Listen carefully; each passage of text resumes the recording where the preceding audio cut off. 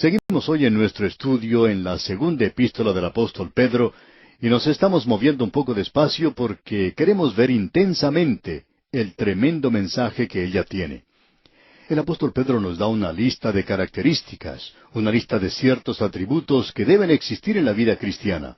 Estos atributos no vienen todos al mismo tiempo y de golpe.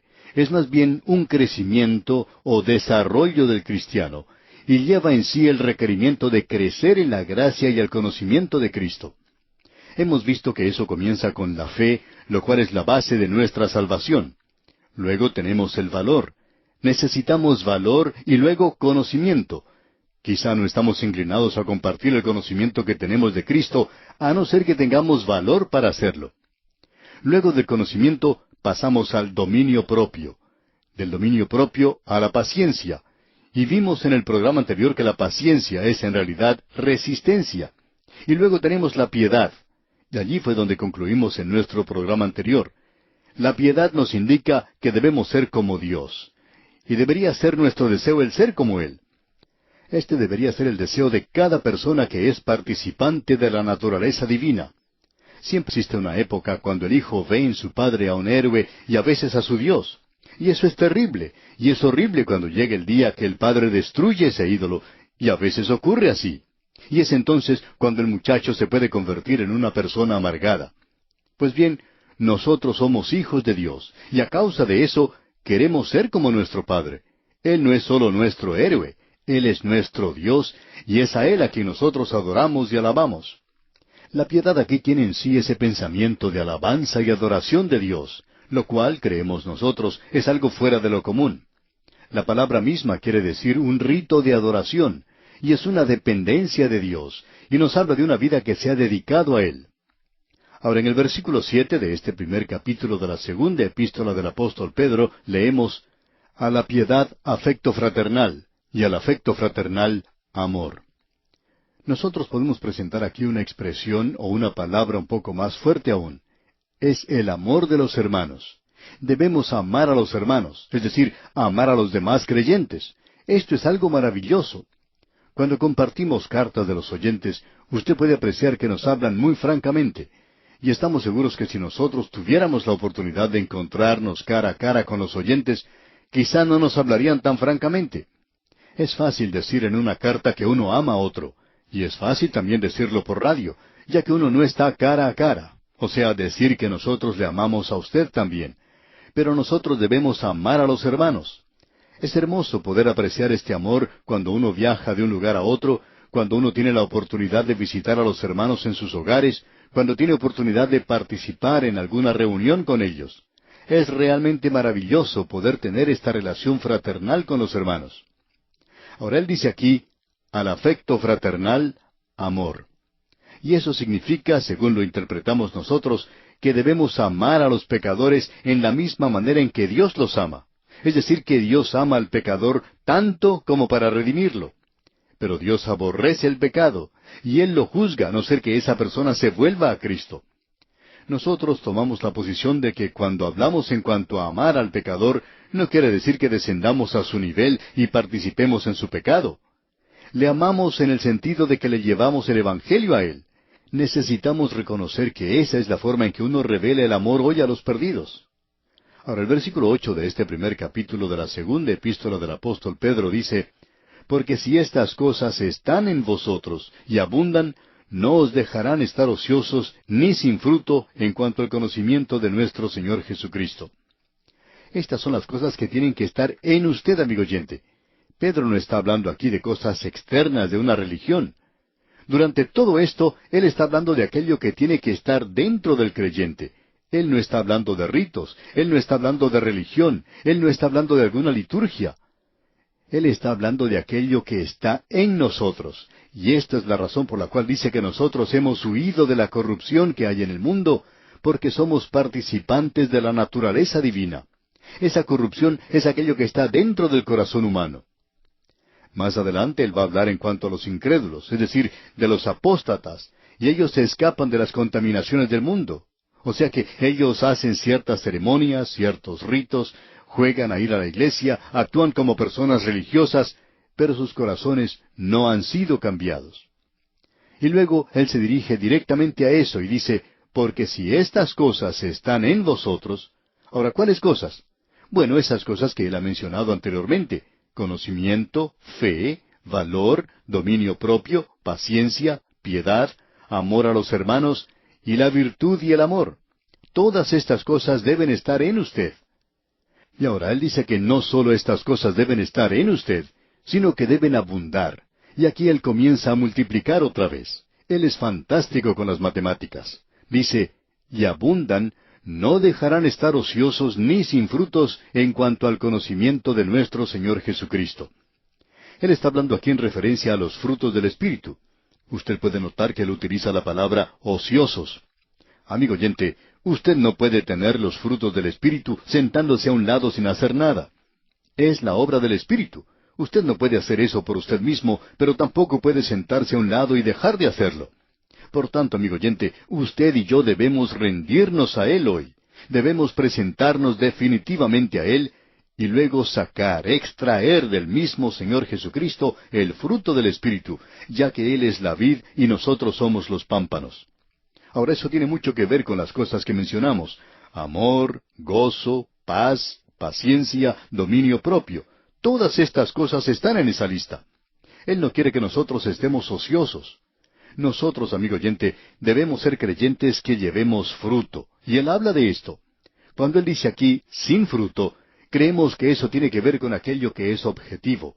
Cuando habla de ser ocioso, tiene que ver con aquello que es subjetivo, interno.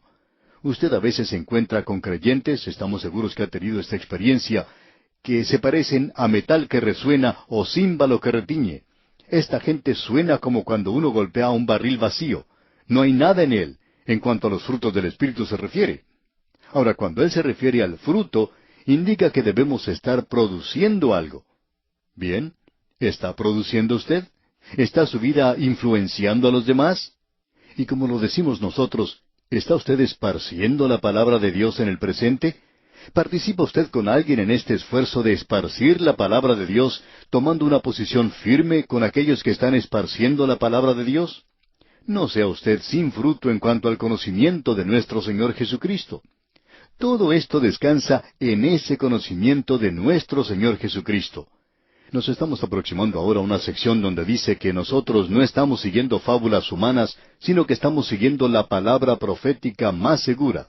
Es decir, la palabra de Dios es aquello que nos da el conocimiento de nuestro Señor Jesucristo, y Él nos va a demostrar que esta es una base, un fundamento real, bueno, sólido en el día de hoy, que no es algo colgado por allá en el espacio, sino que es aquello que tiene un cimiento sólido. O sea, donde nosotros llegamos al conocimiento de Jesucristo, nuestro Señor y Salvador, cuando el Espíritu de Dios toma las cosas de Cristo y nos las muestra a nosotros. Ahora, en el versículo 9 de este primer capítulo de la segunda epístola del apóstol Pedro, dice, pero el que no tiene estas cosas tiene la vista muy corta, es ciego, habiendo olvidado la purificación de sus antiguos pecados. Él va a hablar ahora de algo que es de suma importancia, y es la esterilidad que hay en la vida espiritual de muchos miembros de la iglesia en el presente. Esa falta de entusiasmo les llevará eventualmente al lugar donde el creyente se olvidará en realidad si ha sido salvo o no. Esta persona no se da cuenta si alguna vez llegó a ser salva. Amigo oyente, esto es algo que creemos se necesita mucho hoy. El apóstol Pablo dice que debemos mantenernos firmes en la fe. Él dice allá en su segunda epístola a los Corintios, capítulo 13, versículo 5, examinaos a vosotros mismos si estáis en la fe, probaos a vosotros mismos. ¿O no os conocéis a vosotros mismos que Jesucristo está en vosotros, a menos que estéis reprobados? Esta es una declaración bastante dura. Usted debe examinarse a sí mismo para ver si está en la fe o no lo está. Esa idea popular que existe de que uno puede vivir una vida sin cuidado y aún ser un creyente y conocer al Señor, es algo que realmente es imposible.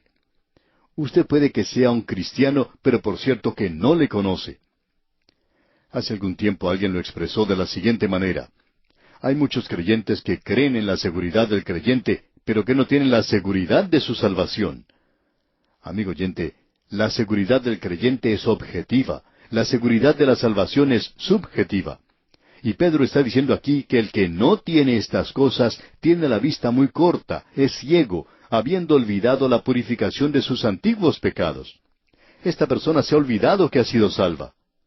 Ahora en el versículo 10 leemos, por lo cual, hermanos, tanto más procurad hacer firme vuestra vocación y elección, porque haciendo estas cosas no caeréis jamás.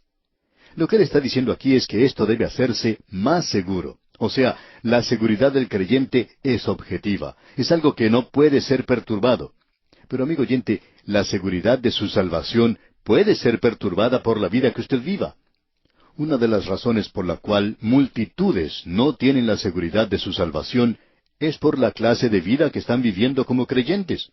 Usted no puede vivir una vida como creyente en insinceridad hoy y realmente tener la seguridad de su salvación.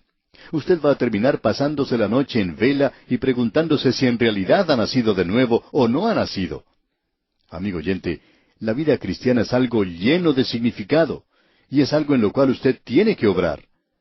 Ahora yo, por ejemplo, he estado casado por mucho tiempo, y nunca me despierto durante la noche preguntándome si estoy casado o no lo estoy. Yo sé que estoy casado. ¿Por qué? Porque he estado casado por mucho tiempo. Y lo mismo ocurre en la vida cristiana. Y Pedro dice aquí en el versículo 10, por lo cual, hermanos, tanto más procurad hacer firme vuestra vocación y elección. Es decir, procurad hacerlo más subjetivo en vuestro propio corazón, el conocer que usted es un hijo de Dios. Y luego dice, porque haciendo estas cosas no caeréis jamás. Es muy interesante para nosotros el notar la cantidad de creyentes que llegan a cometer pecado y ninguna de esas personas que llegan a hacer eso han tenido la seguridad de su salvación antes de cometer el pecado. Amigo oyente, cuando a usted le falta eso, usted no tiene un cimiento que le sostenga. Usted se encuentra por allá en algún lugar en el espacio. Usted no sabe si va o viene, no sabe si es para arriba o para abajo, no sabe nada en realidad. Amigo oyente, usted no tiene ninguna clase de seguridad. Y el apóstol Pedro dice aquí en el versículo 11 de este primer capítulo de su segunda epístola, porque de esta manera os será otorgada amplia y generosa entrada en el reino eterno de nuestro Señor y Salvador Jesucristo.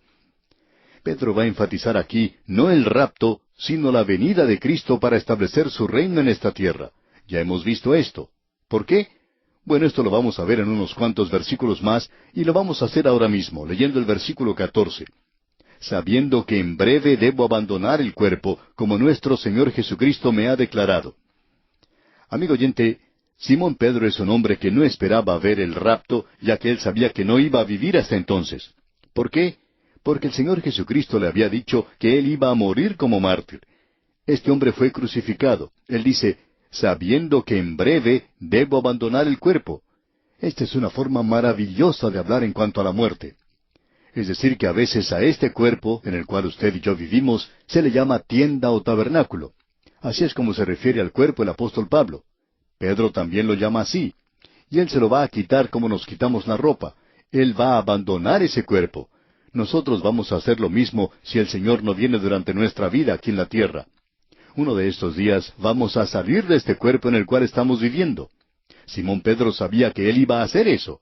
Así es que él habla del reino eterno de nuestro Señor y Salvador Jesucristo, porque para él no habrá un rapto. Ahora, volviendo al versículo 12, leemos, por esto yo no dejaré de recordaros siempre estas cosas, aunque vosotros las sepáis y estéis confirmados en la verdad presente. Sabiendo que él iba a partir, él podía decirles, yo estoy haciendo esto y no dejaré de recordaros siempre estas cosas. Es decir, este hombre sentía la obligación de agitar esas cosas para que los creyentes crecieran en la gracia y para que esto no llegara a ser una senilidad espiritual. Hay algunos creyentes en el presente que son espiritualmente seniles. Son personas que andan vacilantes, inseguras, titubeantes. Ni siquiera parecen tener todas sus facultades y ellos no tienen todas las facultades espirituales que necesitan. Esas son verdades realmente tremendas, amigo oyente. Ahora en el versículo 13 leemos, pues tengo por justo, en tanto que estoy en este cuerpo, el despertaros con amonestación. Él dice que eso es justo mientras él esté en este cuerpo. Eso es algo que es interesante. Él nuevamente presenta una gran verdad que se nos da en este versículo aquí. Luego, él presenta nuevamente algo relacionado al conocimiento. En el versículo 14 leemos una vez más, sabiendo que en breve debo abandonar el cuerpo, como nuestro Señor Jesucristo me ha declarado. Él dice que sabe que va a dejar este cuerpo pronto, pero dice que mientras Él esté en este cuerpo, Él dice, voy a tratar de despertarlos a ustedes en cuanto a estas cosas. Lo maravilloso de todo esto que tenemos aquí es que el mensaje del Evangelio, como vamos a ver, no son fábulas y no es algo que el hombre ha pensado para engañar a los demás, sino que es algo que tiene su base en la muerte y resurrección de una persona, y esa persona es el Señor Jesucristo.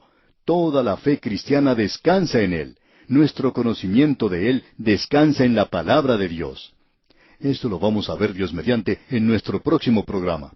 Esta es una de las secciones más importantes que tenemos en toda la palabra de Dios. Hemos preparado esto con mucho cuidado para que usted y yo podamos conocer estas cosas. Ahora, en el versículo 15, Él nos habla de su partida. Él dice, después de mi partida. Amigo oyente, Él no la llama muerte, y ya hablaremos de esto en la próxima oportunidad. La muerte de un hijo de Dios, según la vemos nosotros, es como alguien dijo, para un creyente una tumba es algo que tiene una puerta y lo lleva al otro lado. Y por cierto que es eso lo que encontramos aquí en este pasaje. Él habla de su partida, y esta palabra que él utiliza indica éxodo.